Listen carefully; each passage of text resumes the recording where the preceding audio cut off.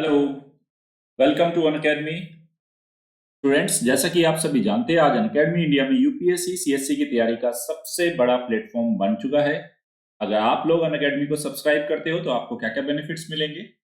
Daily live classes होगी जिसमें आप अपने एडुकेटर्स के साथ चैट कर सकते हो, डिस्कशंस में एंगेज हो सकते हो, अपने डाउट्स पूछ सकते हो और आंसर कॉल्स की फैसिलिटी अवेलेबल है।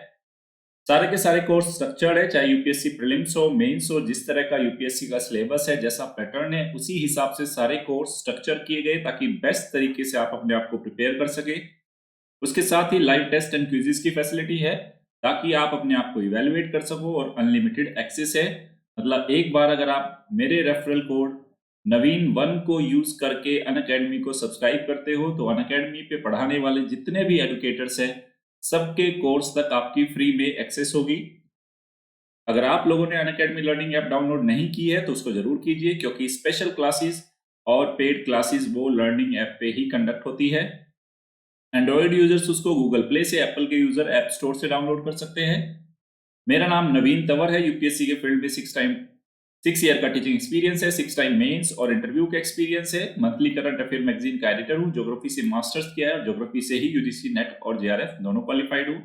अगर आप मेरी क्लासेस के पीडीएफ चाहते हैं तो अनअकैडमी नवीन तंवर पे जाके आप उनको डाउनलोड कर सकते हैं। मेरी अपकमिंग क्लासेस की अपडेट्स वगैरह सब यही मिलती है।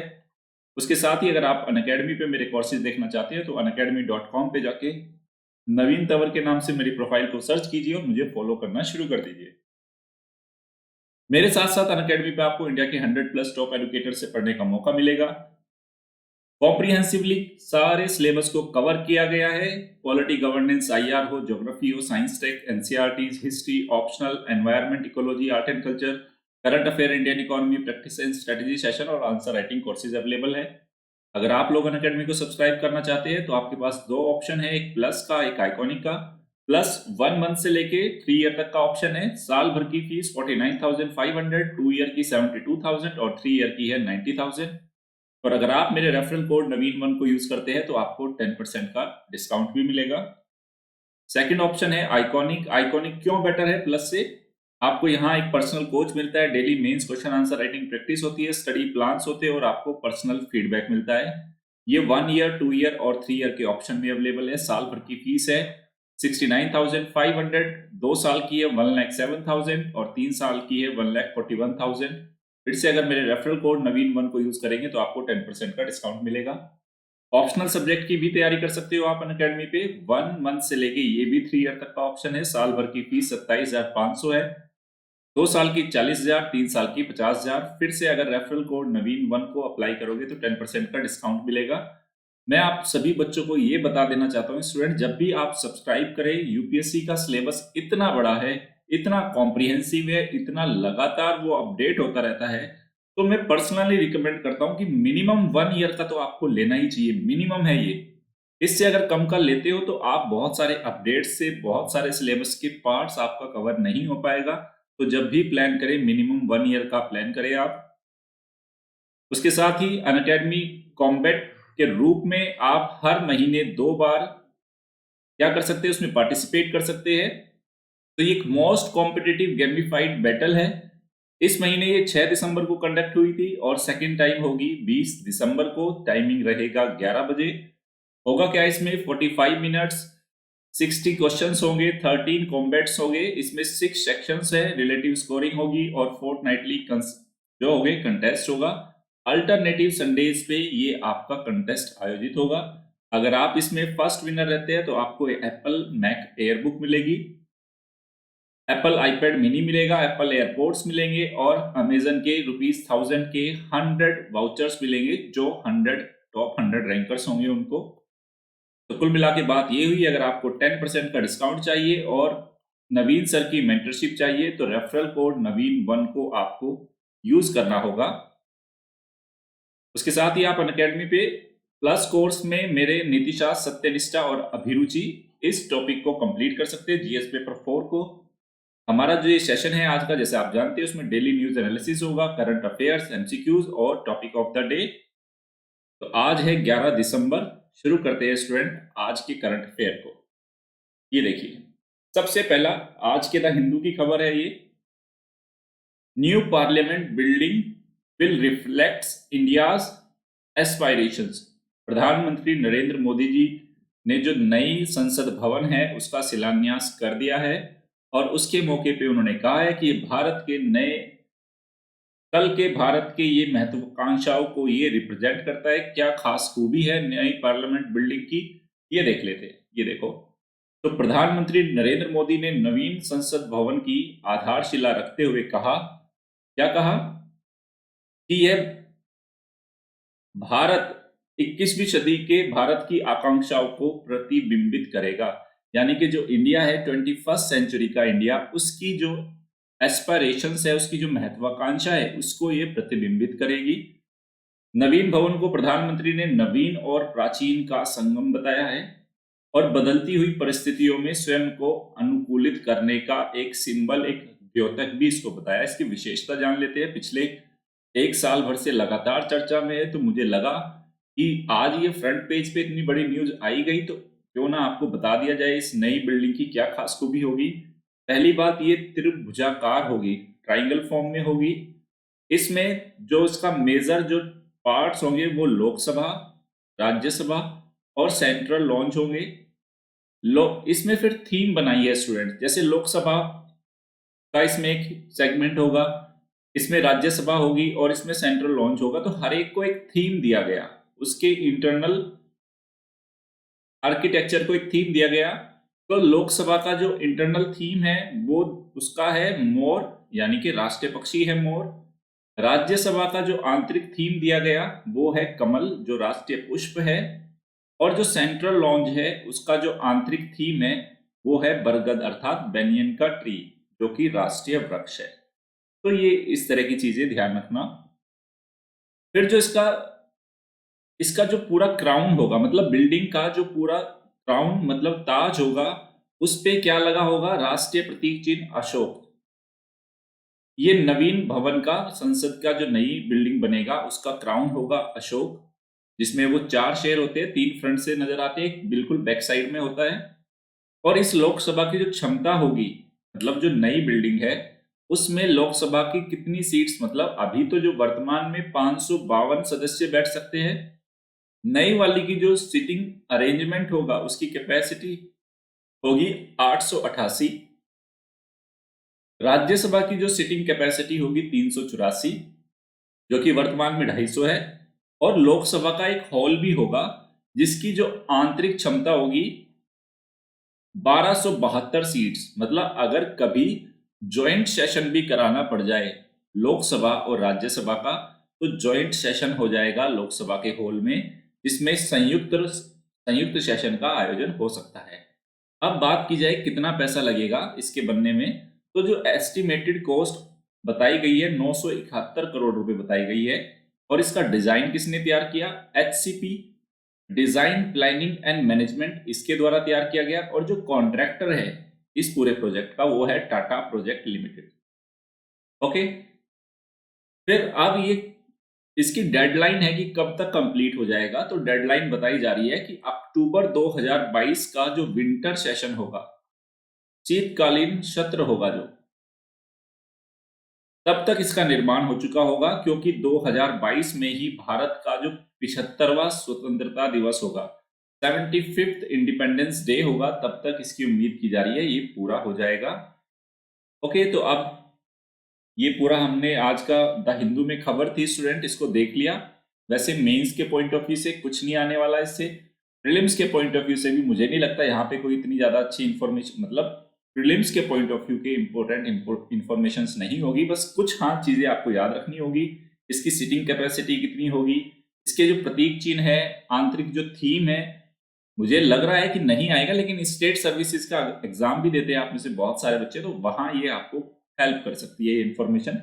आगे चलते हैं, नेक्स्ट है, ये काफी अच्छी न्यूज है।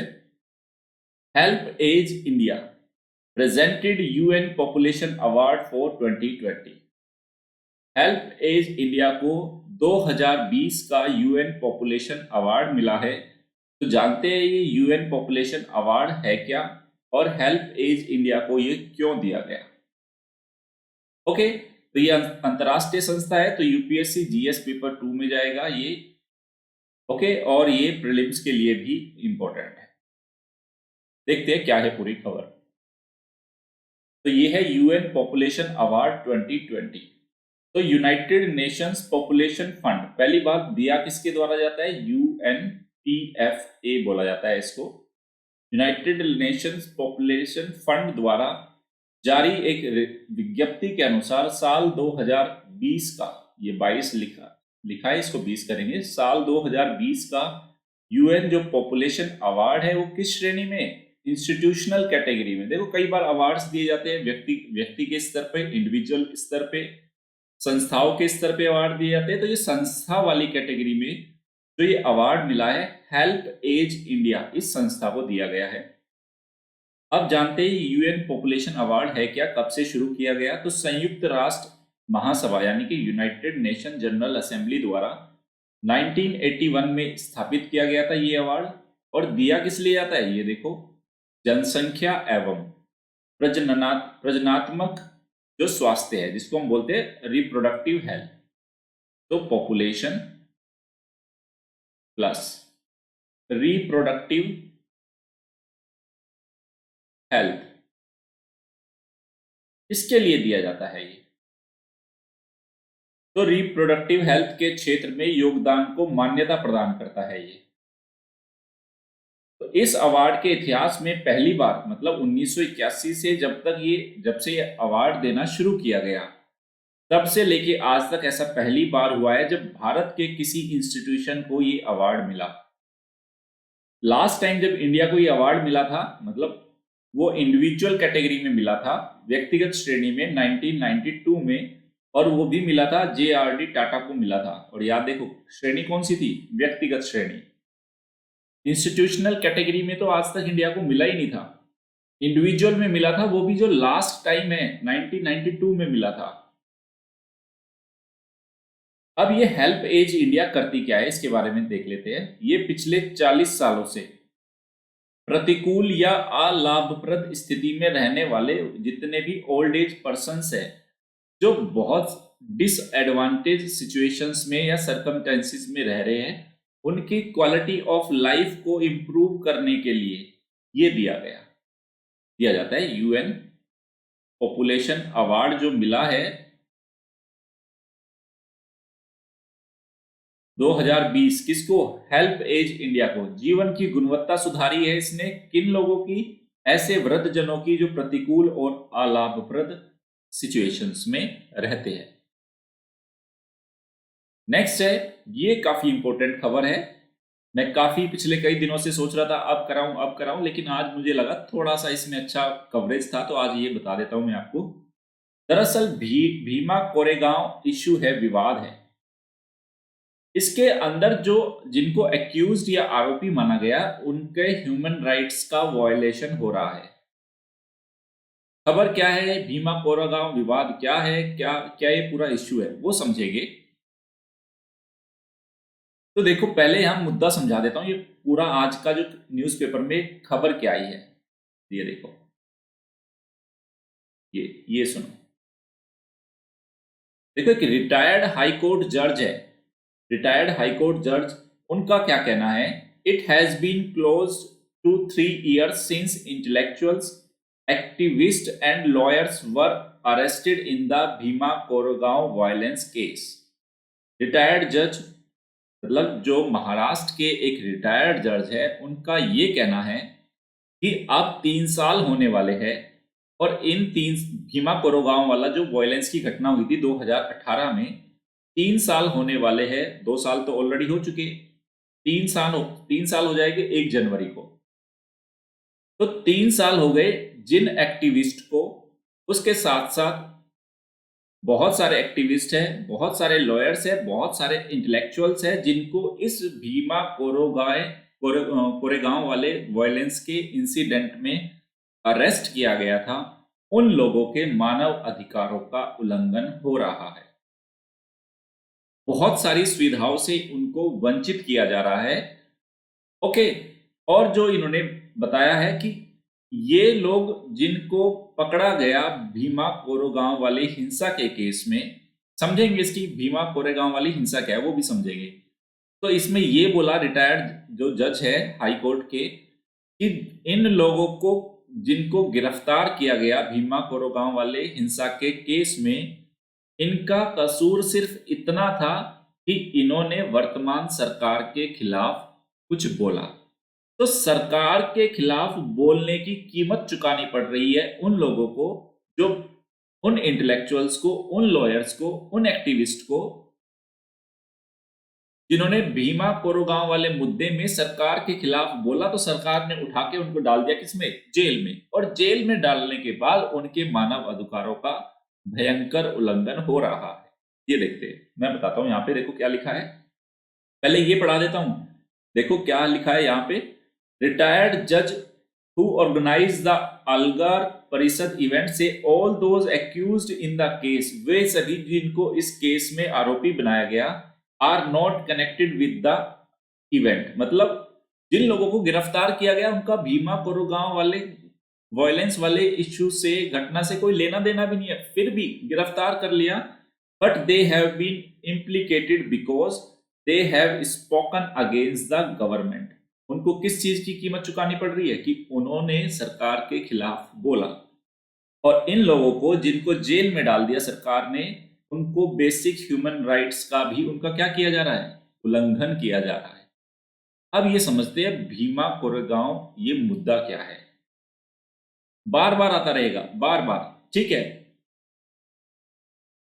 ये देखो भीमा कोरेगांव केस क्या है ये जानते हैं।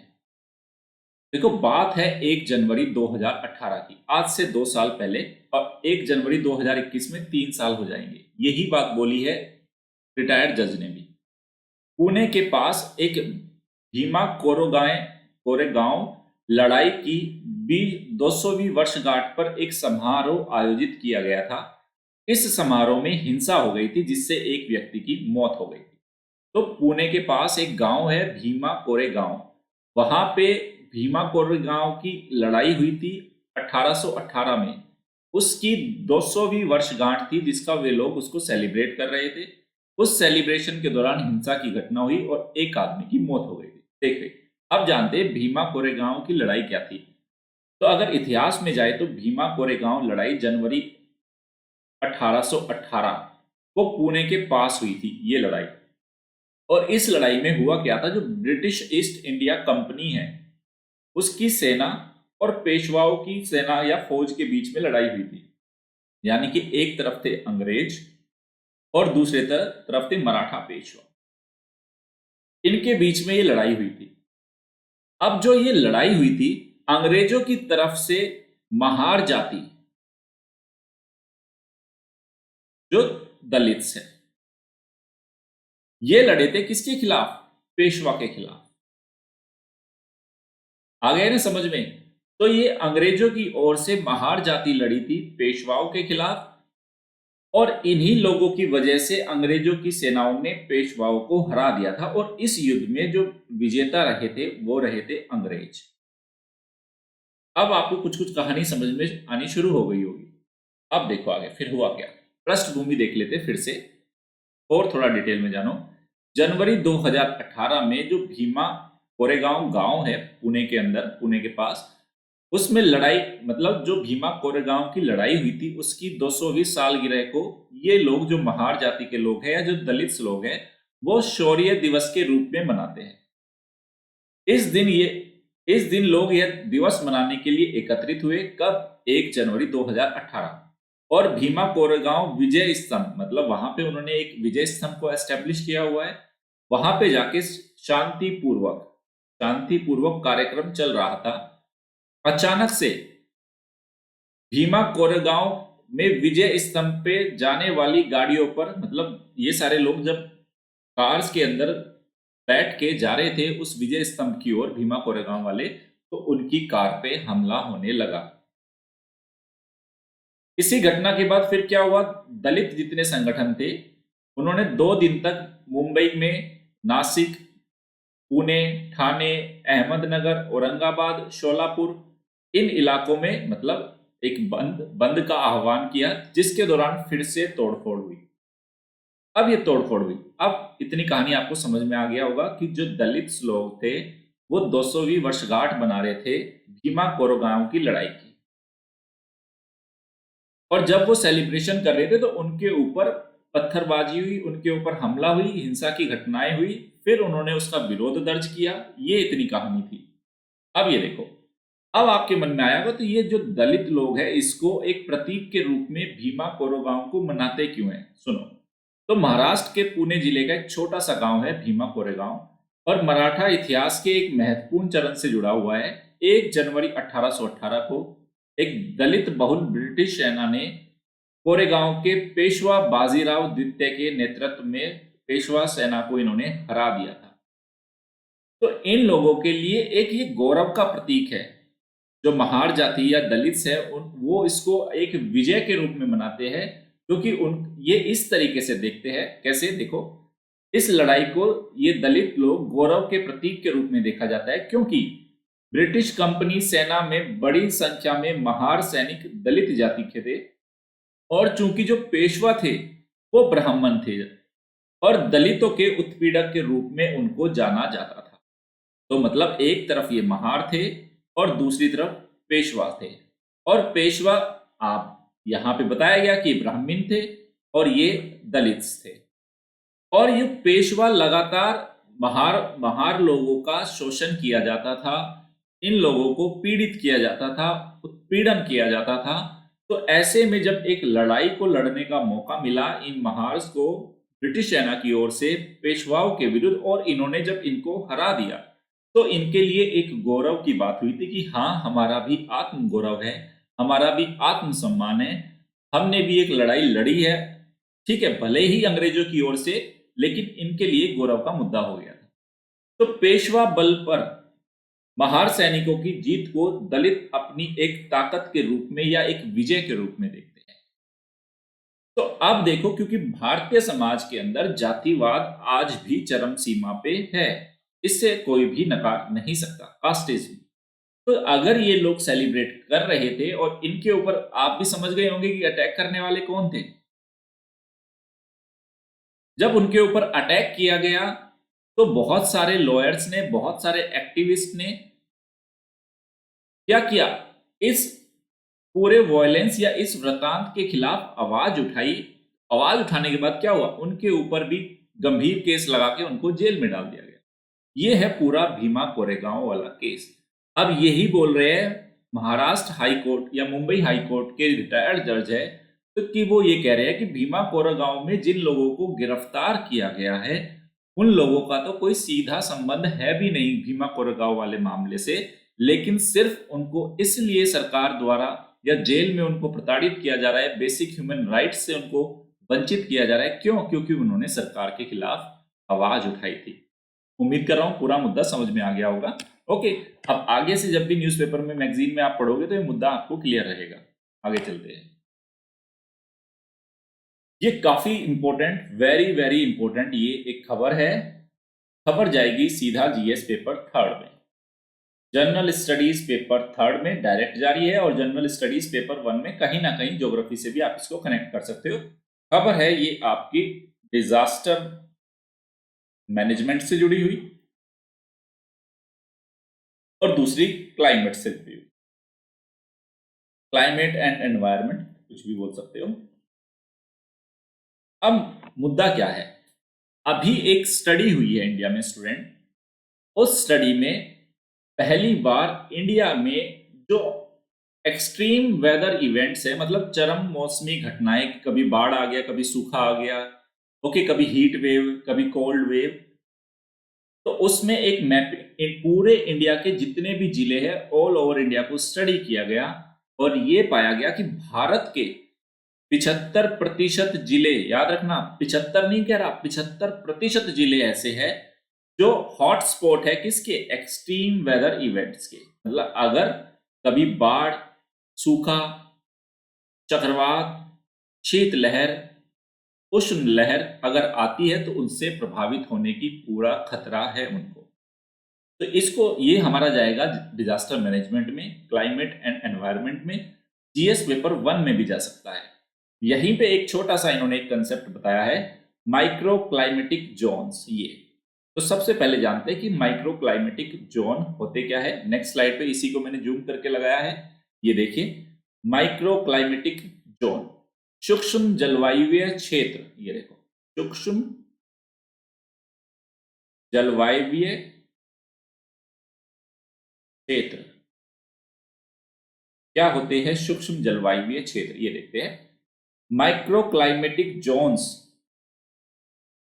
और एरियाज ऐसे क्षेत्र होते हैं where the weather is different from the surrounding area, जहां का मौसम उसके आसपास के क्षेत्र से अलग होता है। Are shifting across various district of India, study has found. तो ये माइक्रो क्लाइमेटिक जोन, पहली बात, ऐसे जोन जिनका मौसम, ऐसे क्षेत्र है जिनका मौसम, सपोज करो ये कोई क्षेत्र है, इस कहां पे दिखाऊं, ये देखो ये कोई क्षेत्र है, इसमें ये माइक्रो क्लाइमेटिक जोन है एक्स। तो ये माइक्रो क्लाइमेटिक जोन का मतलब है इस एक्स का जो मौसमी दशाएं है ये आसपास का पूरा जो वाई क्षेत्र है इससे अलग है।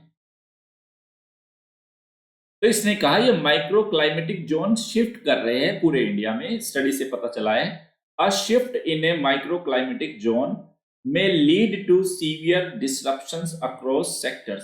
तो अगर ये माइक्रो क्लाइमेटिक जोन अगर शिफ्ट होते हैं भारत में बहुत सारे क्षेत्र में, बहुत सारे जिलों में, तो उससे क्या होगा? काफी गहन और गंभीर उसके परिणाम निकल के आएंगे। Every 2 degree centigrade rise in annual temperature, annual mean temperature, इसने बोला अगर वार्षिक औसत तापमान में 2 डिग्री सेंटीग्रेड की वृद्धि होती है, उसका जो इम्पैक्ट है कृषि पे क्या पड़ता है कि कृषि की जो उत्पादकता 15 से 20% घट जाएगी। मतलब अगर टेम्परेचर 14 डिग्री सेंटीग्रेड है एवरेज, और अगर इसमें क्या 2 डिग्री सेंटीग्रेड और बढ़ जाता है +2 डिग्री सेंटीग्रेड, तो इसका इम्पैक्ट क्या हुआ? ये 16 डिग्री सेंटीग्रेड हो गया। समझाने के लिए बता रहा हूं। तो इसका इम्पैक्ट ये हुआ कि अगर 2 डिग्री सेंटीग्रेड तापमान बढ़ता है तो उसका इम्पैक्ट एग्रीकल्चर पे ये होता है कि कृषि की उत्पादकता 15 से 20% तक घट जाती है। ये बात है। It has found some reasons identified behind this shift in micro climatic zone is the change in land use pattern. अब ये कारण बताया गया कि क्या है ये माइक्रो क्लाइमेटिक जोन क्यों शिफ्ट कर रहे हैं। तो एक तो भूमि उपयोग का पैटर्न बदल रहा है, जो वेटलैंड्स है वो धीरे धीरे समाप्त हो रहे हैं, विलुप्त हो रहे हैं, और नेचुरल जो इकोसिस्टम है उस पे अधिग्रहण, उसका एनक्रोचमेंट हो रहा है। And urban heat island that traps heat locally. तो ये कुछ कारण है माइक्रो क्लाइमेटिक जोन शिफ्टिंग के कारण। पहला, लैंड यूज पैटर्न, भूमि उपयोग में परिवर्तन हो रहा है। दूसरा, जो आर्द्र भूमियां थी वो डिसअपियर होना शुरू हो गई। नेचुरल जो इकोसिस्टम था उसमें मानव का एनक्रोचमेंट बढ़ रहा है, अधिग्रहण या अतिक्रमण बढ़ रहा है। अर्बन हीट आइलैंड्स डेवलप हो रहे हैं, जिससे क्या करते हैं वो हीट्स को लोकली ही ट्रैप कर लेते हैं। ये माइक्रो क्लाइमेटिक जोन का एक कंसेप्ट था, अगर आ जाता है मेंस में पूछा जा सकता है ये, और ये प्रीलिम्स में भी पूछा जा सकता है कि माइक्रो क्लाइमेटिक जोन क्या होते हैं, ये किससे ये प्रभावित होती है, इनकी शिफ्टिंग को कौन कौन से फैक्टर प्रभावित करते हैं, ये मैंने यहां बता दिया, इसको आप लिख लेना। अब देखते हैं पूरी खबर। खबर है कि भारत के 75% से ज्यादा जिले हैं चरम मौसमी घटनाओं के हॉटस्पॉट। अब देखते हैं ये स्टडी क्या है, किसने स्टडी को कंडक्ट किया। तो council on energy environment and water, इसको बोलेंगे CEEW, द्वारा जारी एक अध्ययन के अनुसार भारत के 75% से ज्यादा जिले, जिनमें भारत की लगभग 63 करोड़ से ज्यादा जनसंख्या रहती है, वो चरम मौसमी घटनाएं जिनके अंदर आते हैं बाढ़, चक्रवात, सूखा, गर्म मतलब हीट वेव, कोल्ड वेव आदि के वो हॉट स्पॉट है, कभी भी आ सकती है इनमें ये प्राकृतिक घटनाएं। और विदित हो कि ऐसा पहली बार हुआ है कि किसी अध्ययन में भारत के चरम मौसमी घटनाओं को मानचित्रित किया गया। ये लो, पहली बार मैप किया गया इंडिया के अंदर, इनको इंडिया को मैप किया गया किसके लिए? एक्सट्रीम वेदर इवेंट्स, कि कहां कहां पे बाढ़ आएगा, सूखा आएगा, उसको मैपिंग करने का काम पहली बार किया किसने? CEEW। ओके, इसका इस्तेमाल होगा किससे? किसी भी तरह की अगर कभी कोई विनाशकारी घटना होती है, कभी भी इस तरह की एक्सट्रीम इवेंट होती है, उनका सामना करने में इस मैप का और स्टडी का फायदा भी होगा। अध्ययन के अनुसार भारत में चरम मौसमी घटनाएं, उनकी जो फ्रीक्वेंसी है, उनकी जो इंटेंसिटी है और जो उनकी अनप्रिडिक्टेबिलिटी है वो बढ़ती जा रही है। देखो क्या कह रहा है ये, बारंबारता का मतलब अगर कोई चीज पहले 2 साल में हो रही थी या 10 साल में हो रही थी तो उसकी फ्रीक्वेंसी बढ़ गई, बार बार हो रही है वो, 10 साल में ना होके 5 साल में, 7 साल में, और इंटेंस होती जा रही है। यानी कि पहले उसका जो प्रभाव था या उसका वो हल्का था, अब वो ज्यादा और ज्यादा गहन होता जा रहा है। पहले हम उनको प्रिडिक्ट कर लेते थे, अब अनप्रिडिक्टेबल होती जा रही है। क्या? एक्सट्रीम वेदर इवेंट्स, ये ध्यान रखना। तो वर्ष 1970 से 2005 के बीच 35 वर्षों में भारत, ये देखो ये पूरी जो स्टडी की गई है ना स्टूडेंट, 2 फेज में की गई। 1970 से 2005 को स्टडी किया, एक एक फेज तो ये था, फिर 2005 से 2019 ये सेकंड। तो इन 2 फेज को स्टडी किया गया, मतलब लगभग पिछले 50 साल को स्टडी किया गया। तो ये क्या कह रहा है कि जो 1970 से 2005 के बीच इन 35 सालों में भारत में 250 चरम जलवायुवीय घटनाएं हुई, मतलब बाढ़ की, सूखा की, आंधी की, तूफान की, चक्रवात की, पिछले 35 सालों में कुल मिला के 250 घटनाएं हुई थी। लेकिन 2005 से 20 के बीच यानी कि 15 सालों में, ये तो 35 साल है, इन 35 सालों में सिर्फ कितनी घटनाएं हुई? 250। और ये कितने हैं? 15 साल, 15 ईयर। इन 15 सालों में हो चुकी है 310। ये देखो, एक तो ये बात कह रहा है ये स्टडी, तो चरम घटनाएं बार बार हो रही है, फ्रीक्वेंसी बढ़ रही है, बहुत ज्यादा व्यापक और उनका गहन प्रभाव है। अब इस स्टडी के अंदर बाढ़ के ऊपर क्या बोला गया? स्टडी में बाढ़ के बारे में क्या बोला? तो सेंटर फॉर एनर्जी एनवायरनमेंट, ये नाम याद रखना, centre for energy environment and water, ये CEEW के अनुसार पिछले 50 सालों में भारत की बाढ़ की बारंबारता 8 गुनी बढ़ गई है, मतलब 8 गुना ज्यादा बाढ़ आने लगी है। बाढ़ से जुड़ी हुई बहुत सारी घटनाएं हैं, भूस्खलन है, भारी वर्षा, ओलावृष्टि, तड़ित झंझा, बादल फटने की घटनाएं 20 गुना बढ़ चुकी है। 1970 से 2004 के बीच देखो क्या बोल रहा है, इसने बोला कि हर साल 3 चरम बाढ़ घटनाएं होती थी, हर साल। मतलब अगर बात करें 1970 से 2004 के बीच, तो साल भर में 3 बाढ़ें आती थी, तो एवरेज 3 बाढ़ आती थी पूरे भारत में। लेकिन 2005 के बाद से जो चरम बाढ़ की जो घटनाएं हैं, चरम बाढ़ घटनाएं हर साल कितनी हो गई? ये देखो 11। एक बात तो ये बोली। दूसरा, फिर 2005 तक तो बाढ़ से प्रभावित होने वाले जिले कितने थे? एक साल में लगभग भारत के सिर्फ 19 जिले प्रभावित होते थे 2005 तक। लेकिन 2005 के बाद जो बाढ़ से प्रभावित होने वाले जिलों की संख्या भारत में कितनी हो गई? 55 जिले। एवरेज, ऑन एन एवरेज इतने जिले प्रभावित होते हैं।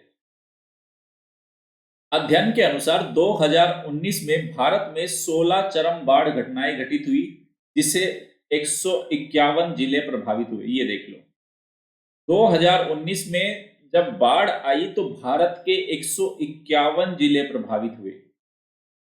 आगे देखते हैं क्या कहा इसने।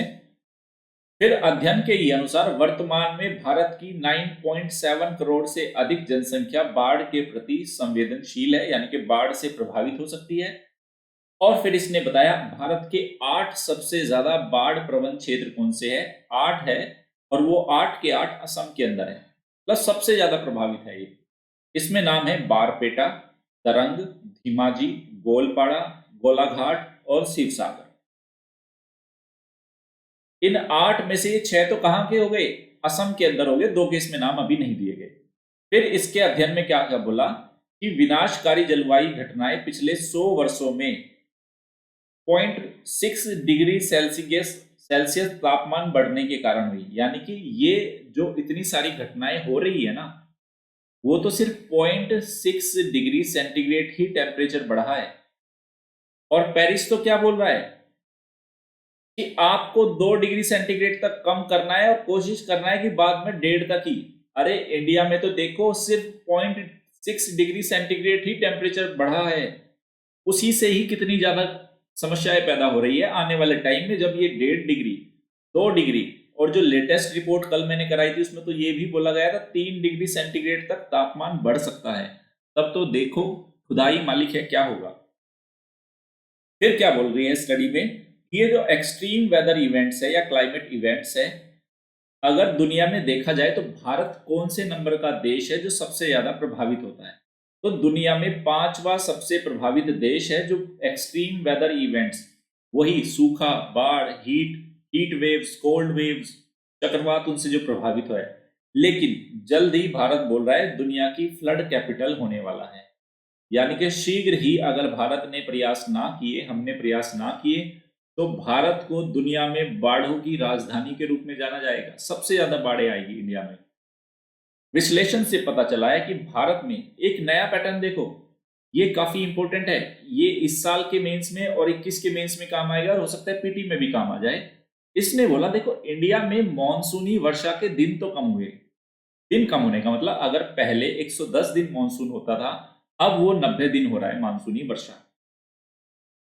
ये दिन तो कम हो गए, लेकिन दिन कम हुए, लेकिन किसी भी सिंगल डे के अंदर, किसी भी एक दिन के अंदर जो वर्षा की मात्रा है वो बहुत ज्यादा हो गई। लेकिन एक ही दिन में चरम वर्षा की घटनाओं में वृद्धि हुई, जिससे बाढ़ की स्थितियां उत्पन्न हो जाती हैं। आपने देखा होगा इस बार तो जयपुर में भी बाढ़ आई है, क्योंकि वर्षा के दिन तो कम हो गए, लेकिन एक दिन में होने वाली वर्षा की मात्रा बढ़ गई। ये एक बहुत बड़ा कारण है। और जो शहर का जो निकासी तंत्र है वो तैयार ही नहीं है भाई इतने सारी बरसात को झेलने के लिए। तो ये भी क्यों हो रहा है? एक्सट्रीम वेदर इवेंट की वजह से। ये देखो क्लाइमेट चेंज से ही लिंक्ड है ये भी। फिर देखो सूखा के बारे में क्या बोलती है ये सूखा, ड्राउट के बारे में। अध्ययन के अनुसार वर्ष 2005 के बाद सूखे से प्रभावित जिलों की संख्या 13 गुना बढ़ गई। मतलब सूखे से प्रभावित होने वाले जिले भी बढ़ रहे हैं। भारत के लगभग 68% जिलों में सूखा या सूखा जैसी स्थितियों का सामना किया है। वर्ष 2005 तक सूखा से प्रभावित जिलों की संख्या सिर्फ 6 थी, और 2005 के बाद आज कितनी हो गई ये देखो 79। मतलब सिर्फ 1970 से 2005 तक तो सिर्फ 6 ही जिले ऐसे थे भारत के जो सूखा से प्रभावित थे। अब कितने हो गए वो 79। अब देखो भारत के प्रमुख सूखा प्रभावित जिले कौन कौन से हैं और कौन कौन से राज्यों में है। अहमदनगर, औरंगाबाद, ये तो महाराष्ट्र में। अनंतपुर और चित्तूर जिला, ये आंध्र प्रदेश के 2 जिले आ गए। फिर बगलकोट, बीजापुर, चिक्काबल्लापुर, गुलबर्गा और हसन, ये कर्नाटक के। ये वो जिले हैं जो सबसे ज्यादा प्रभावित है सूखा से। तो कभी भी मैप आए ना स्टूडेंट, सपोज करो भारत में बाढ़ की, सूखा की आपको सिचुएशन दिखानी है, एक्सट्रीम वेदर इवेंट की, इनमें से, तो यहां थोड़ा सा ये दिमाग लगा लेना। ओके, मैं आपको बताता हूं क्या करना है। आपको पता चल गया सूखा प्रभावित क्षेत्र कौन से है भारत, सबसे ज्यादा सूखा प्रभावित जिले कौन से हैं। तो इंडिया का एक मैप बनाना, अगर कोई डिजास्टर मैनेजमेंट पे क्वेश्चन आ जाए तो आपको समझ में आ गया ये पूरा महाराष्ट्र, ये महाराष्ट्र है। ओके, आंध्र प्रदेश और कर्नाटक ये वाला एरिया है, तो इसको दिखा देना। यहां पे लिख देना सर्वाधिक सूखा प्रभावित क्षेत्र।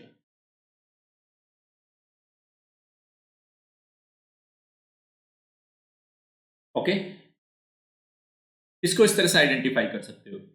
तो ये जो हम ये मटेरियल निकाल रहे हैं ना स्टूडेंट, ये जब मैं आपको डिजास्टर मैनेजमेंट पढ़ाऊंगा, डिजास्टर मैनेजमेंट, वहां आपको बहुत मदद मिलने वाली है इन सारी चीजों से। डिजास्टर मैनेजमेंट के 18 टॉपिक है, सीधे 18 टॉपिक जो मुझे आपको कराने हैं, और फिक्स है हर साल इन्हीं में से ही क्वेश्चन पूछेगा यूपीएससी। एक दो क्वेश्चन पूछता ही है। तो वहां ये सारी रिपोर्ट स्टडी काम आने वाली है हमारी। तो ये सारा मटेरियल, और मैंने नोट्स मेकिंग आपको पहले ही बता दिया कि नोट्स कैसे बनाने हैं, उसमें भी कोई दिक्कत नहीं है। हालांकि देखो फिर क्या बोल रहे हैं, हालांकि जो सूखे से होने वाले नुकसान, मतलब लोगों की लाइफ तो कम जा रही है, लोग मर कम रहे हैं सूखे से, लेकिन सूखे से प्रॉब्लम क्या हो रही है, एग्रीकल्चर और रूरल जो लाइवलीहुड है उसमें अनसर्टेनिटी को बढ़ा दिया है। मतलब सूखे से मरने वाले लोगों की संख्या में तो कमी आई है, लेकिन लोगों की आजीविका को प्रभावित किया है सूखे ने। फिर क्या बोल रहा है, भारत के 40% से अधिक जिलों में, study centre for energy environment and water के अनुसार 40% से अधिक जिलों में चरम जलवायु घटनाओं के पैटर्न बदल रहे। अब ये देखो पैटर्न क्या बदल रहा है। देखो पैटर्न ये था कि पहले सपोज करो ये एक्स है, एक एक्स एरिया है, ये वाई एरिया है। एक्स पहले बाढ़ से प्रभावित होता था और वाई पहले होता था सूखा से। तो अब उल्टा हो गया, एक्स प्रभावित हो रहा है सूखा से और वाई प्रभावित हो रहा है बाढ़ से। ये पैटर्न चेंज हो गया। फिर क्या, एक और बता देता हूं क्या नया पैटर्न उभर के आ रहा है। ये कोई जिला है, इस जिले के अंदर भी ये प्रॉब्लम हो रही है। इसका ये एक्स पार्ट है, ये वाई पार्ट है। ये वाई वाला हिस्सा तो प्रभावित है बाढ़ से और ये एक्स वाला हिस्सा प्रभावित है सूखा से। मतलब एक ही जिले के अंदर अलग अलग का पैटर्न है और जहां पहले अलग पैटर्न था वो भी बदल गया। तो चरम घटनाओं का प्रतिरूप भी बदल रहा है। जैसे बाढ़ प्रभावित क्षेत्र सूखे का और सूखा प्रभावित क्षेत्र बाढ़ का सामना कर रहे हैं। तो परंपरागत रूप से बाढ़ प्रवण जिले थे, जैसे कहां पे बाढ़ आती थी, कटक उड़ीसा का, गुंटूर आंध्र प्रदेश, कर्नूल, श्रीकाकुलम महबूबनगर, नालगोंडा पश्चिमी चंपारण बिहार आदि वर्तमान में सूखा प्रवण हो गए। ये देखो पहले इन जिलों में बाढ़ आती थी, बाढ़ से प्रॉब्लम थी, अब यहां सूखा पड़ रहा है, ये भी एक नई प्रॉब्लम आई। तो यानी कि पैटर्न चेंज हो रहा है। सेकंड लास्ट है इसमें, आंध्र प्रदेश, तमिलनाडु और कर्नाटक, यहां पहले सूखे की घटनाएं बढ़ रही थी तथा बाढ़ और सूखा अब कहां ज्यादा आ रहा है, उत्तर प्रदेश, बिहार और उड़ीसा में लगातार आ रहे हैं। ये सारी इस स्टडी के अंदर कहा गया। अब आपके लिए यहां पे एक होमवर्क है, ये लो, होमवर्क में है आपके लिए प्रश्न।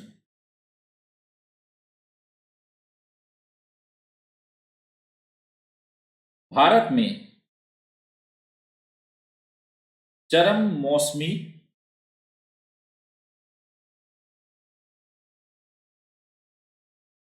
घटनाओं की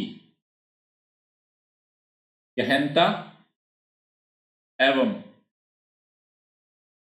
बारंबारता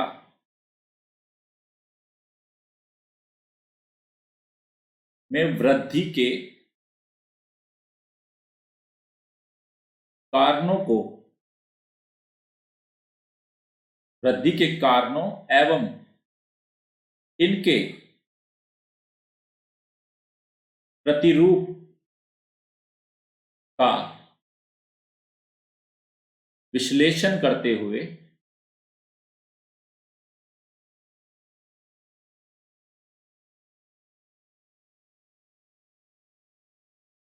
इनके प्रति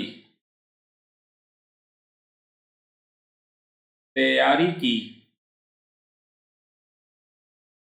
रूपरेखा को निर्धारित कीजिए। ये लो,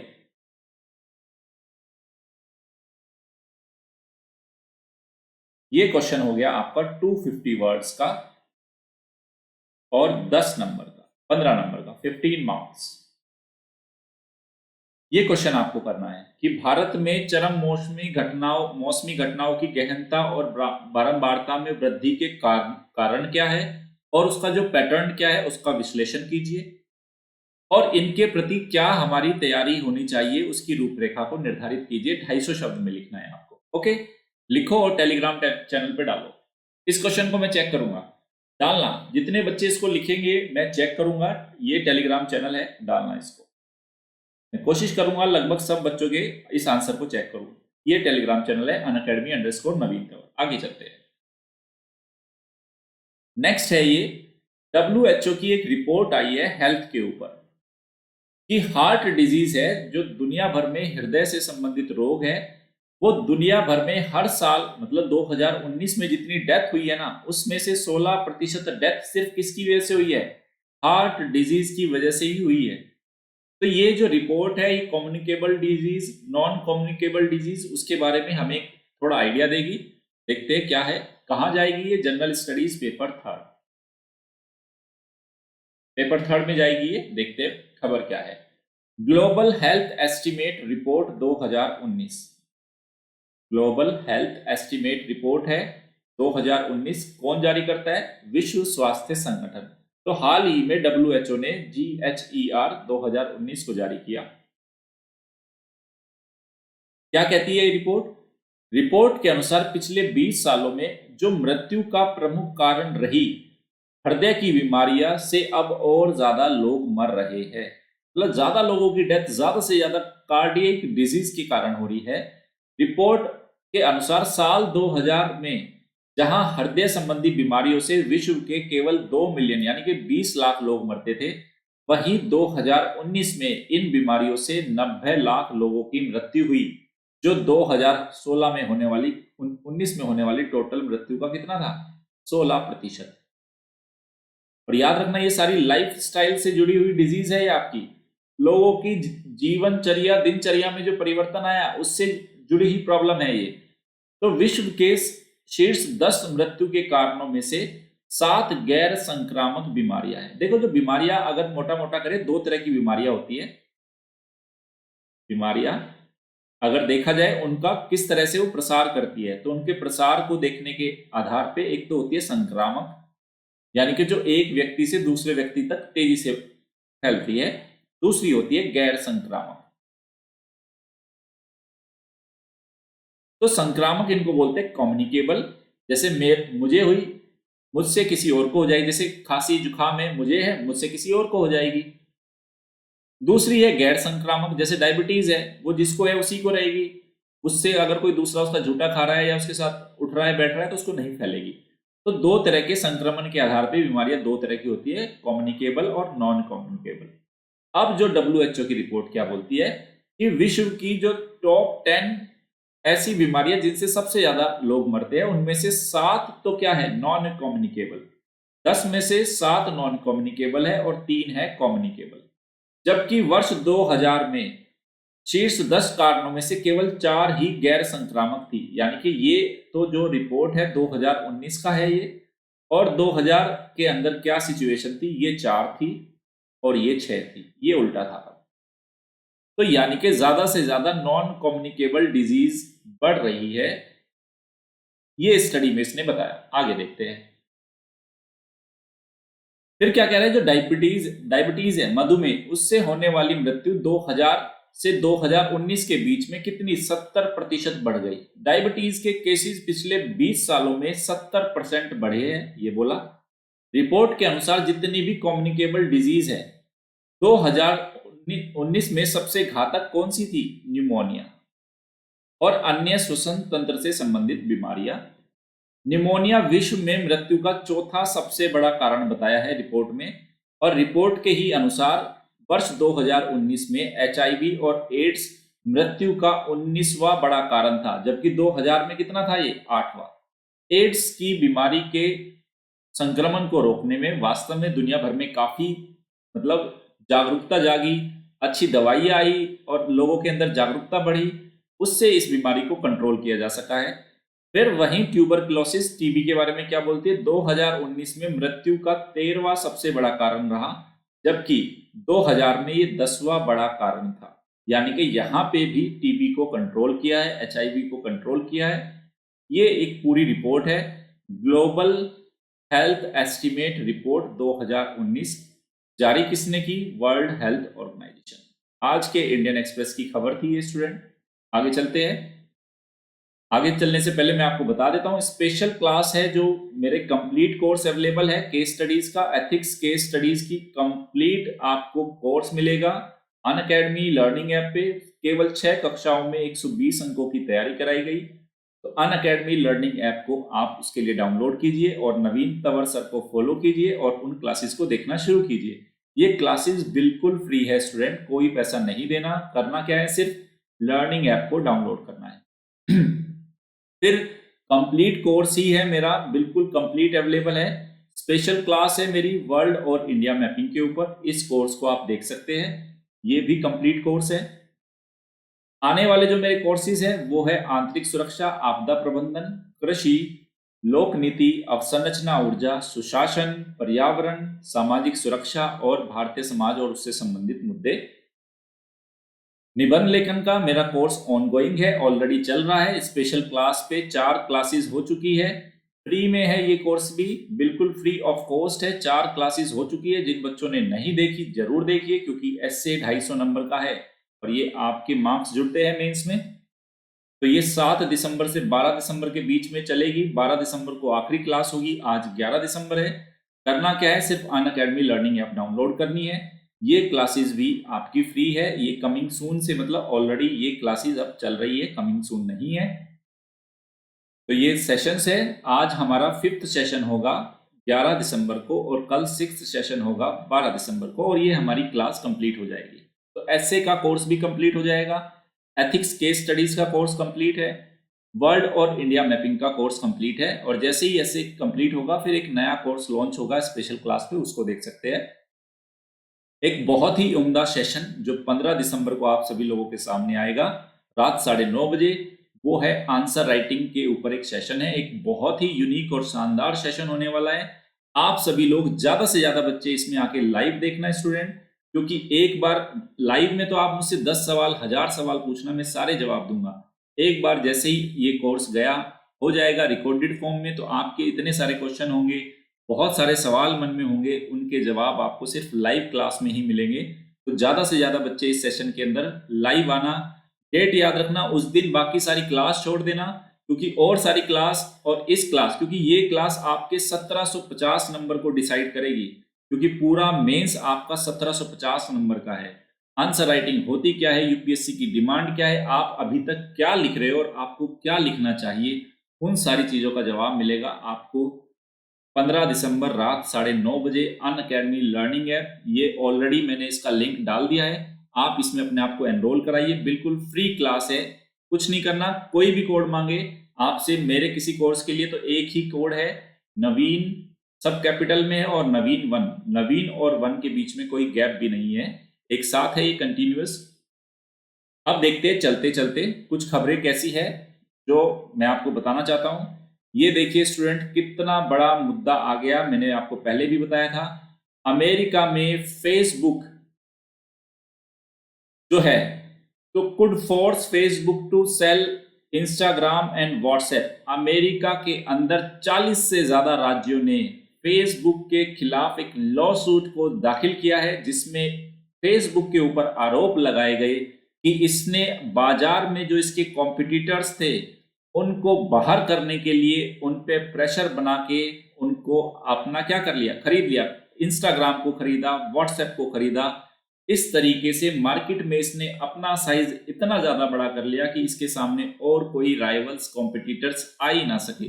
मैंने आपको याद होगा, पहले भी बताया था मैंने कि किस तरह से गाफा गाफा वाला पूरा मैंने सीन बताया था। गूगल, अमेजोन, फेसबुक, एप्पल ये क्या कर रहे हैं, तो यहीं पे इन्होंने बताया कि ये देखिए फेसबुक ने किया फोटो शेयरिंग जो ऐप इंस्टाग्राम है उसको तो 2012 में खरीद लिया था $1 बिलियन में, और जो सोशल मीडिया मैसेजिंग ऐप है व्हाट्सएप, इसको $19 बिलियन में खरीद लिया था।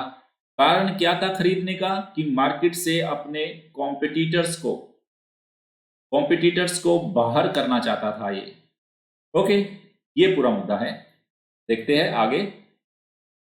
एक एंथ्रेक्स की वजह से नॉर्थ ईस्ट में अभी कुछ हाथियों की मृत्यु हुई है, तो उसके लिए अब उस बीमारी से बचाव के लिए वहां पे जो वैक्सीनेशन यानी कि पशुओं को टीका लगाने की एक पहल शुरू की गई है असम के अंदर। तो यहाँ पे अगर पूछ लिया जाए कि जो एंथ्रेक्स क्या है, तो मैं आपको बता देता हूँ यहाँ पे एंथ्रेक्स क्या है। ये देखिए, एंथ्रेक्स एक डिजीज है जो caused by bacillus anthracis, A sporing forming bacteria. ये देखो, एक स्पोर फॉर्मिंग बैक्टीरिया, एक तरह का बैक्टीरिया है जिससे पशुओं की डेथ हो रही है। और ये जो कुछ डेथ्स हुई है हाथियों की, उससे पहले कुछ बफेलोज भी मरे थे पोवितोरा वाइल्ड लाइफ सेंचुरी में पिछले साल अक्टूबर 2019 में। तो इसलिए याद रखना, अगर एंथ्रेक्स आ जाता है, एंथ्रेक्स क्या है, एक बैक्टीरिया है जिससे पशुओं की डेथ हो रही है। अब इससे बचाव के लिए सरकार या जो पूरा वन विभाग है वो टीकाकरण की पहल कर रहा है, पशुओं को टीका लगाए जाएंगे जिससे कि वो बच सके। यही हमारा पोबितोरा नेशनल जो वाइल्ड लाइफ सेंचुरी है वो भी चर्चा में आई, असम के अंदर है, ये भी ध्यान रखें। आगे चलते हैं। ये देखिए काफी अच्छी खबर है, इंडिया की पहली LGBT लेस्बियन, गे, ओके, बाइसेक्सुअल और ट्रांसजेंडर है, उनको वर्क प्लेस पे इन इक्वालिटी इंडेक्स, मतलब जो LGBT कम्युनिटी के लोग हैं जब ये कार्यस्थल पे लोगों के बीच में काम करते हैं तो इक्वालिटी कितनी है इन लोगों के साथ, इक्वालिटी इंडेक्स को जारी किया गया। इंडिया का पहला ऐसा ये इक्वालिटी इंडेक्स है। ये देखिए, India's work place equality index, country का जो फर्स्ट, देश का पहला कॉम्प्रिहेंसिव बेंचमार्क टूल है जो कि employers to measure their progress on LGBT, मतलब बहुत सारे कंपनी के नियोक्ता LGBT कम्युनिटी के लोगों को शामिल करने के लिए, उनको रोजगार देने के लिए, बेहतर माहौल देने के लिए किसने कितना अच्छा काम किया, उसके लिए इस इंडेक्स को लॉन्च किया गया। इस इंडेक्स के अंदर देखो बेसिकली 9 एरियाज को कवर किया गया है, ये देख सकते हैं, क्योंकि अगर LGBT के ऊपर मेंस में कोई मुद्दा आ जाए, ऐसे में आपको कोई पक्ष लिखना हो, सोशियोलॉजी जिनका ऑप्शनल है उनको कुछ लिखना हो, तो याद रखना यहाँ पे 9 एरियाज को कंसीडर किया गया इस इंडेक्स को निकालने के लिए। जैसे इन लोगों के लिए क्या क्या पॉलिसीज और बेनिफिट्स दिए गए, एम्प्लॉय लाइफ साइकिल कितना है, कितने टाइम के लिए इनको रखा गया, एम्प्लॉय नेटवर्क ग्रुप, इनका कितना अच्छा नेटवर्क ग्रुप है, अलाइज एंड रोल मॉडल्स, ये क्राइटेरिया है, सीनियर लीडरशिप में इनको कितना कंसीडर किया जा रहा है, मॉनिटरिंग में, प्रोक्योरमेंट में और community engagement and additional work, अतिरिक्त कार्य, इन सब 9 एरियाज के आधार पे इस इंडेक्स को निकाला गया ताकि ये देखा जाए कि LGBT लोगों के लिए कार्यस्थल पे इनको कितना बेहतर और इक्वल माहौल दिया जा रहा है। ओके, ये खबर थी आज के इंडियन एक्सप्रेस की ही खबर थी ये। नेक्स्ट देखते हैं। ये कल की खबर थी, मैंने कल बताया था कि चलते चलते के एक दो टॉपिक कराना मैं भूल गया। जो सुप्रीम कोर्ट है उसने अटॉर्नी जनरल जो हमारे के वेणुगोपाल है उनसे पूछा है कि जो मराठा लोगों को जो कोटा दिया गया है, महाराष्ट्र सरकार ने मराठा लोगों को कोटा देने का जिस तरह का उन्होंने स्टेप या डिसीजन लिया है, उस पे सुप्रीम कोर्ट ने भारत के महान्यायवादी से उनके विचार मांगे हैं। ये देखिए, सुप्रीम कोर्ट की 5 जजों की एक संवैधानिक पीठ ने मराठा कोटा लो, महाराष्ट्र सरकार जो मराठा लोगों को कोटा देने के लिए जो कानून लेके आई है, उस पे अटॉर्नी जनरल के वेणुगोपाल से उन्होंने सलाह मशवरा मांगा है कि उनसे ये पूछा गया क्या राज्य सरकार के पास किसी कम्युनिटी को सोशली और एजुकेशनली बैकवर्ड कंसीडर या घोषित करके उन्हें रिजर्वेशन देने के लिए एजुकेशन में और नौकरियों में ये शक्ति उनके पास है या नहीं, ये पूछा है अटॉर्नी जनरल से। ओके, अब देखो मुद्दा क्या है, कहां से विवाद पैदा हो रहा है। देखो, भारत का जो संविधान है, भारत के संविधान में कॉन्स्टिट्यूशनल अमेंडमेंट किया गया था 102वां कॉन्स्टिट्यूशनल 102वां संविधान संशोधन। ओके, उसके तहत आर्टिकल 338 बी जोड़ा गया था और आर्टिकल 342 ए कॉन्स्टिट्यूशन में जोड़ा गया। तो आर्टिकल 338 बी क्या कहता है, वो क्या कहता है कि newly established national commission for backward classes, इसको संवैधानिक दर्जा दिया गया। और आर्टिकल 342 ए क्या कहता है कि भारत के राष्ट्रपति को यह शक्ति देता है कि वह किसी भी ग्रुप को सोशली, सामाजिक रूप से, शैक्षणिक रूप से पिछड़ा घोषित या पिछड़ी कम्युनिटी के रूप में घोषित कर सकता है किसी भी राज्य में। तो इन्होंने यही क्वेश्चन उठा, सुप्रीम कोर्ट ये पूछना चाहती है कि क्या जो राज्य सरकारों को ये शक्ति है क्या कि राज्य में किसी भी समुदाय को वो शैक्षणिक और आर्थिक रूप से, सामाजिक या आर्थिक रूप से उसको, सॉरी यहां पे है सामाजिक और शैक्षणिक रूप से, सामाजिक शैक्षणिक रूप से क्या पिछड़ा घोषित कर सकता है, क्योंकि ये शक्ति तो 342 ए के तहत प्रेसिडेंट ऑफ इंडिया को दी गई है। फिर महाराष्ट्र के अंदर महाराष्ट्र सरकार ने कैसे मराठा कम्युनिटी को रिजर्वेशन दे दिया, सामाजिक और शैक्षणिक रूप से पिछड़े समुदाय का दर्जा देकर, ये सलाह मांगी है सुप्रीम कोर्ट ने कि आप अपना विचार रखिए। अटॉर्नी जनरल से। ओके, तो यहां आपको बस एक होमवर्क है, संविधान का अनुच्छेद मतलब संविधान संशोधन 102 व 102nd कॉन्स्टिट्यूशनल अमेंडमेंट, ये एक्ट आप एक बार इसको पढ़ लेना। और जो मैंने आर्टिकल बताए हैं 338 बी और 342 ए, बेयर एक्ट उठाना, उसमें से इन दोनों आर्टिकल को पढ़ना। आगे चलते हैं। कल लक्षद्वीप के मैंने आप पे लोकेशन पे जो क्वेश्चन पूछा था वो इसलिए था कि लक्षद्वीप है उसको ऑप्टिकल फाइबर केबल से कनेक्ट करने के लिए प्रधानमंत्री नरेंद्र मोदी जी ने बोला है कि लक्षद्वीप में अच्छी कनेक्टिविटी को डेवलप करने के लिए ऑप्टिकल फाइबर केबल से जोड़ा जाए। और इन्होंने बोला है कि इसके 11 आइलैंड्स को लक्षद्वीप के कोच्चि के साथ जोड़ा जाएगा मई 2023 तक। अच्छी ब्रॉडबैंड कनेक्टिविटी वहां पे प्रोवाइड कराई जाएगी और उस पूरे प्रोजेक्ट की जो कॉस्ट होगी लगभग 1072 करोड़ रुपए की होगी। डन, ये हो गया। और याद हो मैंने आपको बताया था कि प्राइम मिनिस्टर नरेंद्र मोदी ने जो एक सबमरीन केबल कनेक्टिविटी अंडमान और निकोबार आइलैंड को जोड़ने के लिए समुद्र के अंदर एक केबल कनेक्टिविटी की प्रदान करने की घोषणा की थी इसी साल अगस्त में।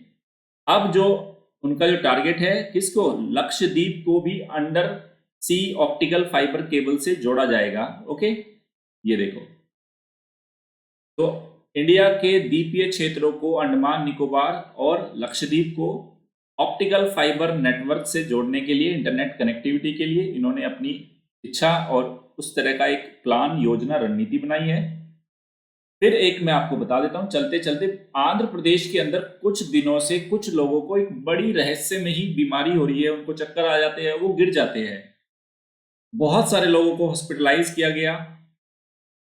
जानने की कोशिश की गई कि लोगों को अजीब तरह के ये इस तरह के सिम्टम्स क्यों आ रहे हैं।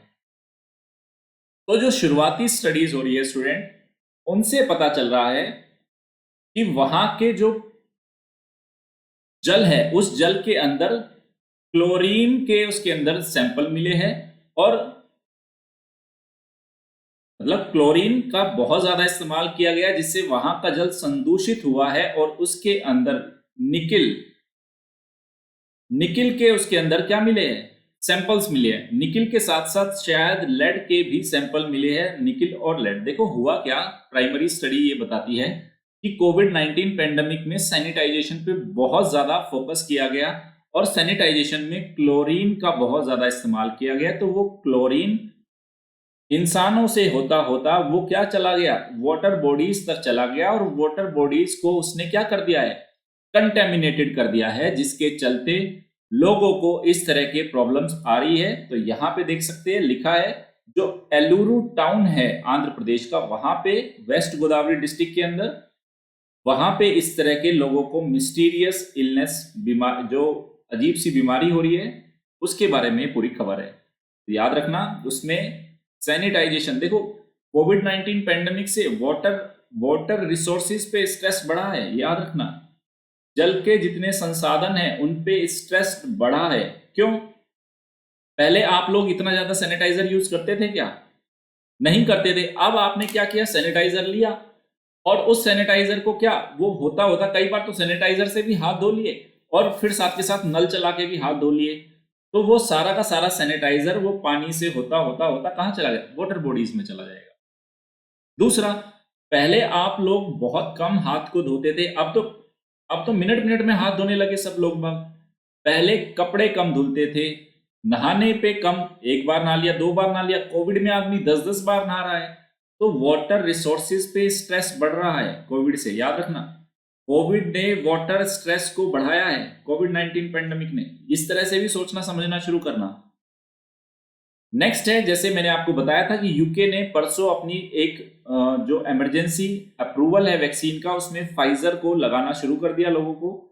लेकिन अभी कुछ लोगों के अंदर एलर्जी के सिम्टम्स आए हैं। तो यूके के रेगुलेटर्स ने वार्निंग जारी की है कि जिन लोगों को पहले कभी किसी भी ड्रग से या वैक्सीन से एलर्जी रही है, वो इस वैक्सीन से क्या करें, इस वैक्सीन को ना लगवाए, उससे थोड़ा दूरी बनाए रखें। ओके, तो जांच चल रही है। एलर्जिक रिएक्शन जिन लोगों को है वो अभी इस वैक्सीन का इस्तेमाल ना करे। अब आया हमारा करंट अफेयर एमसीक्यूज। आज का हमारा पहला प्रश्न है। पहला प्रश्न क्या है? हाल ही में चर्चित शब्द अर्थ गंगा से तात्पर्य है। पहला, गंगा नदी जोड़ो परियोजना के विस्तार से। दूसरा, गंगा नदी के तल का विस्तार और गाद सफाई अभियान से। तीसरा, गंगा नदी के किनारे पर्यटन केंद्रों का विकास। और चौथा, गंगा नदी से जुड़ी आर्थिक गतिविधियों को प्रोत्साहन देना। अर्थ गंगा का संबंध किससे है बताइए।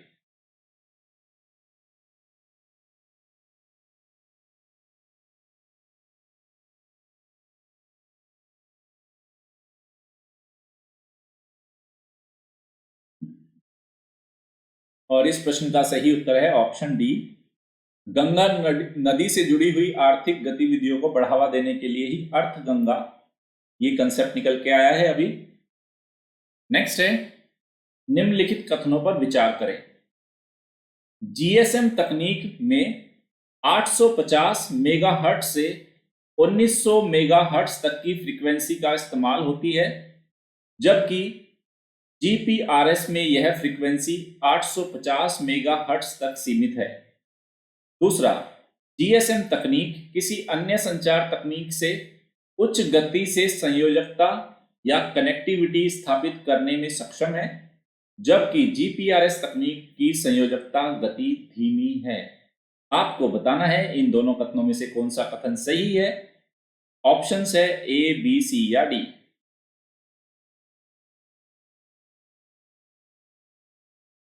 आपने अक्सर नाम सुना होगा जीएसएम, जीपीआरएस, सुनते आए होगे ना लगातार आप इसको।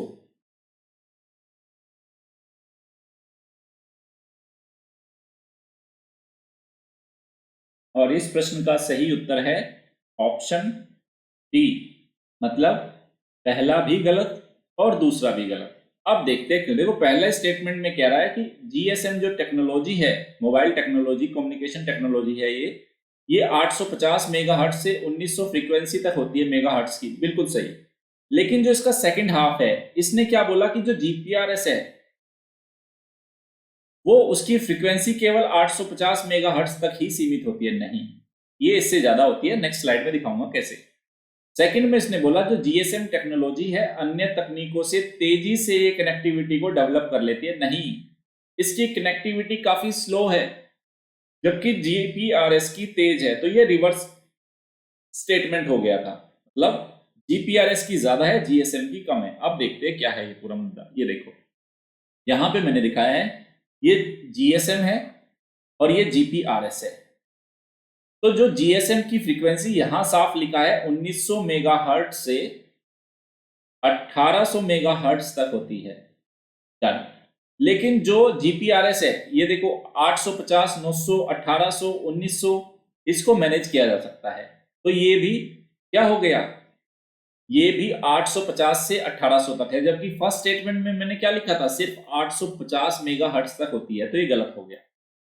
सेकंड, कनेक्टिविटी की बात की थी, तो ये देखो, ये कनेक्टिविटी में जीएसएम लॉन्ग टाइम लेती है, लंबा समय लेती है, धीमी कनेक्टिविटी है, जबकि इसकी कनेक्टिविटी जीपीआरएस की नेटवर्क कनेक्शन क्या है, इसका फास्ट है। तो इसलिए सेकंड स्टेटमेंट भी रॉन्ग हो गया था। ओके, देखो ये क्वेश्चन इसलिए बनाया गया, इंटरनेट ऑफ थिंग्स में लगातार नेटवर्क कनेक्टिविटी के इश्यूज आते हैं। नेटवर्क कनेक्टिविटी, इस तरह के टर्म आप सुन रहे होंगे, तो नेटवर्क कनेक्टिविटी में फिर जीएसएम, जीपीआरएस इनका पता होना जरूरी है। ओके, आगे चलते हैं। नेक्स्ट है हनुका पर्व। हनुका पर्व संबंधित है, असम राज्य में कृषि से संबंधित पर्व है, नीलगिरी पर्वत की टोडा जनजाति द्वारा बनाया जाने वाला एक पर्व, यहूदी धर्म में मनाया जाने वाला पर्व, और जावा द्वीप पर नव वर्ष से संबंधित पर्व। बताइए, हनुका किससे संबंधित है? हनुका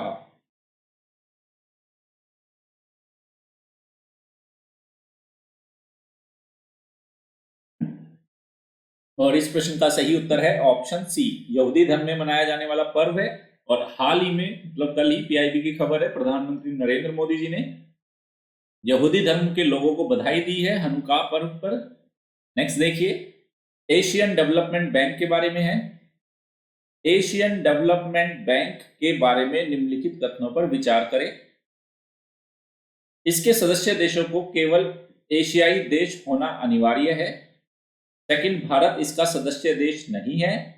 थर्ड, इसके अंतर्गत पूंजी अनुपात के अनुसार मतदान अधिकार दिया जाता है। और फोर्थ है, इसका कार्य क्षेत्र अवसंरचना विकास मात्र है। बताइए, एशियन डेवलपमेंट बैंक के बारे में ए, बी, सी या डी कौन सा स्टेटमेंट सही है? कौन सा स्टेटमेंट सही है?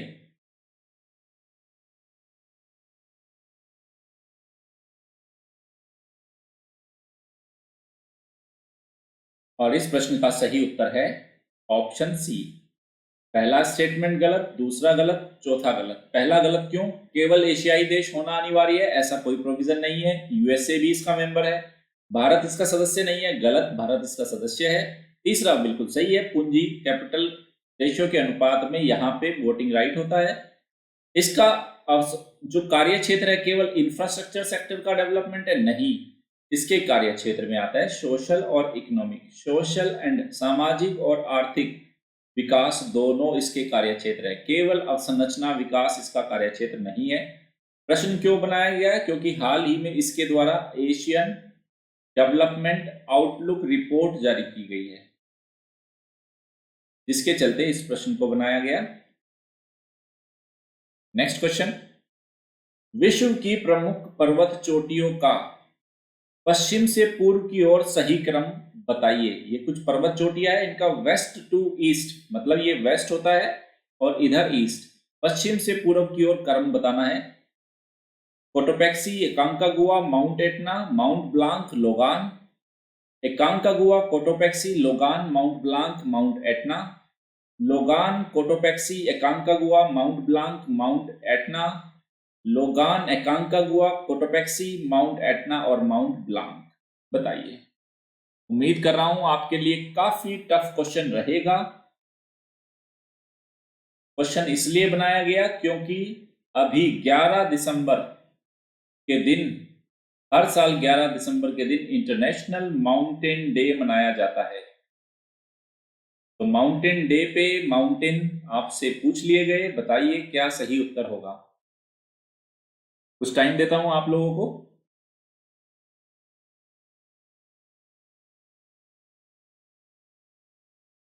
एक दो के अलावा तो मुझे लग रहा है बाकी आपने नाम भी नहीं सुने होंगे शायद कुछ।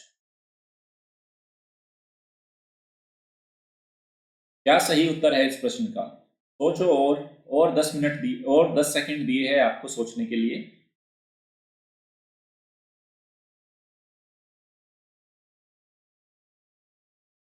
और इस प्रश्न का सही उत्तर है ऑप्शन सी।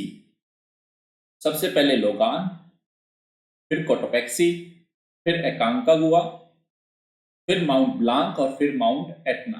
देखते हैं, ये देखो लोगान है आपका कनाडा, सबसे पश्चिम में है। ओके, उसके बाद कोटोपैक्सी है, फिर अकांकागुआ है, उसके बाद माउंट ब्लांक है और फिर एटना है। ये देखो पश्चिम से पूर्व की ओर ये आपका एक ऑर्डर है। तो कोटोपैक्सी, अकांक, सबसे पहले Logan, Cotopaxi, Aconcagua, Mount Blanc और एटना। ओके, आगे बढ़ने से पहले आपको मैं फिर से अनअकैडमी के सब्सक्रिप्शन प्लान के बारे में बता देता हूं। स्टूडेंट्स, दो तरह के प्लान है, प्लस और आइकॉनिक। प्लस 1 मंथ से लेके 3 ईयर तक का ऑप्शन है। 1 ईयर 49,500, 2 ईयर 72,000 और 3 ईयर है 90,000। मेरा रेफरल कोड नवीन1 अप्लाई करते हैं तो आपको 10% का डिस्काउंट मिलेगा। सेकंड, आपके पास आइकॉनिक है। आइकॉनिक ही क्यों लेना चाहिए, मैं इस पर ज्यादा बल देता हूं। आपके एक पर्सनल कोच मिलेगा, क्वेश्चन आंसर राइटिंग प्रैक्टिस होगी, स्टडी प्लान्स होंगे और पर्सनल फीडबैक मिलेगा आपको यहाँ पे। ये साल भर, 2 साल और 3 साल का आपके पास ऑप्शन है। साल भर की फीस 69,500, 2 साल की 1,07,000, 3 ईयर के 1,41,000। मेरा रेफरल कोड नवीन1 अगर अप्लाई करते हैं तो आपको 10% का डिस्काउंट मिलेगा। उसके बाद आप अपने ऑप्शनल सब्जेक्ट को भी तैयार कर सकते हो अनअकैडमी पे। उसके लिए भी ऑप्शन है 1 मंथ से लेके 3 ईयर तक। 1 ईयर का कोर्स है 27,500, 2 ईयर 40,000 और 3 ईयर है 50,000। फिर से अगर मेरे रेफरल कोड नवीन 1 को यूज करेंगे तो आपको 10% का डिस्काउंट मिलेगा। तो याद रखना है स्टूडेंट, अगर आप चाहते हो कि नवीन सर की मेंटरशिप में आप लगातार पढ़े, अपनी पूरी यूपीएससी की तैयारी करें, तो आपको इस कोड को जरूर अप्लाई करना होगा, ताकि मैं आपको फाइनल सिलेक्शन तक आपके साथ रहूं, गाइड करता रहूं। ओके, अगर आपको मेरी क्लासेस पसंद आ रही है तो इनको लाइक कीजिए, शेयर कीजिए और अनअकैडमी को सब्सक्राइब कीजिए। मेरा रेफरल कोड नवीन1 जहां भी मांगे, फ्री क्लासेस के अंदर, पेड क्लासेस के अंदर, तो नवीन1 ही है, इस बात को ध्यान रखना।